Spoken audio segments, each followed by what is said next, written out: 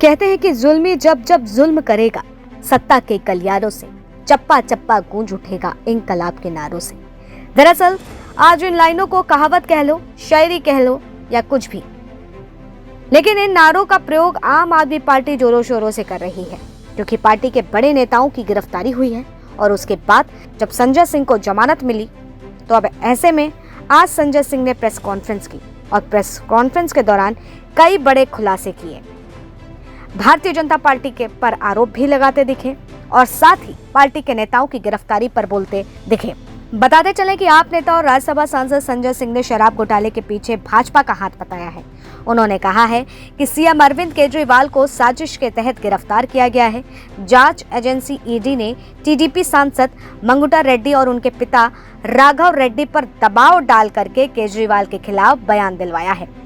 संजय सिंह ने आगे कहा है कि मंगुटा रेड्डी अब प्रधानमंत्री की तस्वीर लगाकर चुनाव लड़ रहे हैं और प्रेस कॉन्फ्रेंस के दौरान उन तस्वीरों को भी जोरों शोरों से दिखाया गया। वहीं आपको बताते चलें कि टीडीपी और एनडीए की सहयोगी पार्टी है। साथ ही संजय सिंह ने कहा कि मंगुटा रेड्डी जब केजरीवाल के खिलाफ बयान देते हैं और उसके ठीक बाद जो ईडी उन्हें गिरफ्तार करती है, मगर वो जेल के बाहर आ जाते हैं, यानी कि बयान देने के बाद रेड्डी साहब को जो है जेल से छुटकारा मिल जाता है। तो कई खुलासे इस कॉन्फ्रेंस में किए गए हैं। अब सच क्या झूठ क्या, इसका पता कर पाना तो वक्त के हाथ में है, लेकिन यह बड़े आरोप जो पार्टी के नेता संजय सिंह लगाते दिख रहे हैं, इन आरोपों में कितनी सच्चाई है यह भी सोचने पर मजबूर कर देती है, क्योंकि पार्टी जिस मुश्किलों हालातों से गुजर रही है और उस बीच पार्टी के ये तमाम नारे और उसके बीच ऐसी प्रेस कॉन्फ्रेंस जहां भाजपा पर संपूर्ण रूप से वो आरोप लगाती हुई दिख रही है। ऐसे में क्या कुछ निष्कर्ष निकल करके आएगा, ये देखने वाला विषय होगा। ये शराब घोटाला दुनिया की सबसे बड़ी पार्टी भारतीय जनता पार्टी ने किया है और इसके अंदर कोई छोटे मोटे लोग शामिल नहीं है। इसका भी खुलासा करूंगा आज। इसके अंदर कोई छोटे मोटे लोग शामिल नहीं है। भारतीय जनता पार्टी के शीर्ष नेतृत्व के लोग इसमें शामिल हैं। मैं एक एक करके बताता हूं आपको। एक व्यक्ति है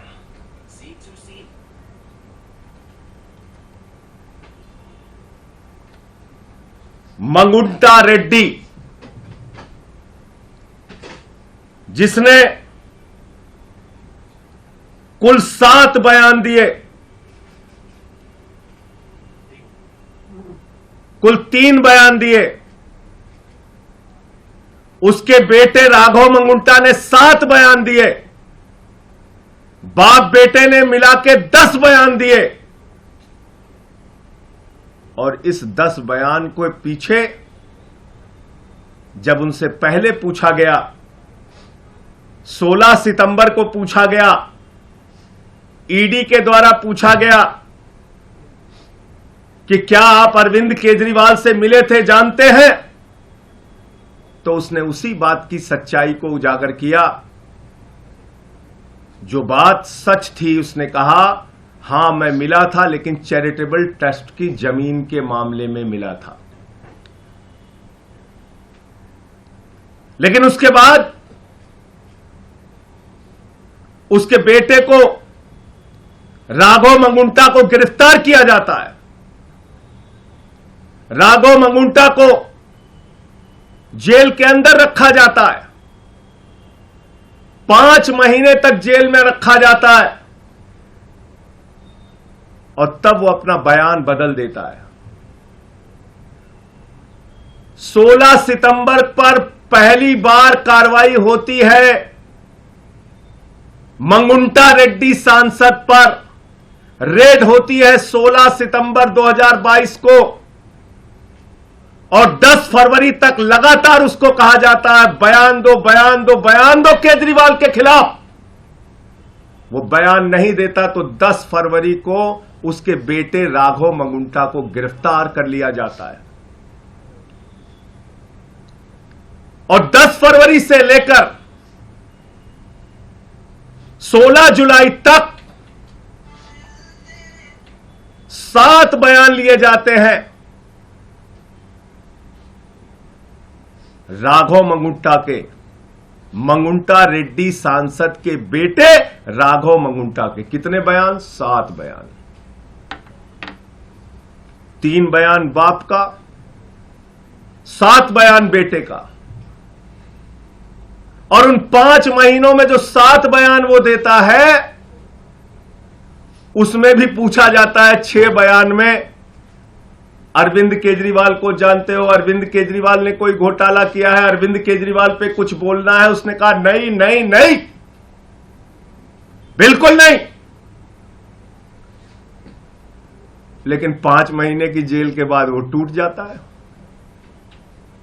और 7वां बयान 16 जुलाई को उसका होता है और वो बदल जाता है। वो वही साजिश का हिस्सा बन जाता है। 5 महीने के प्रताड़ना के बाद बदल जाता है और अरविंद केजरीवाल के खिलाफ बयान देता है।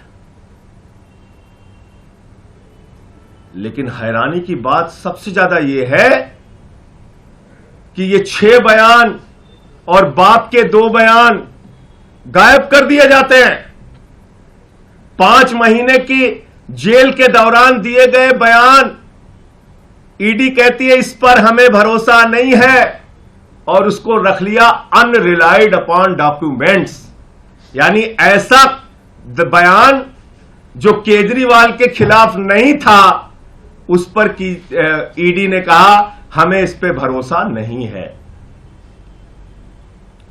हमारे वकीलों ने अदालत में पैरवी की, बार बार कहा हमें देखना है वो बयान जो उसने अपनी गिरफ्तारी के दौरान दिया।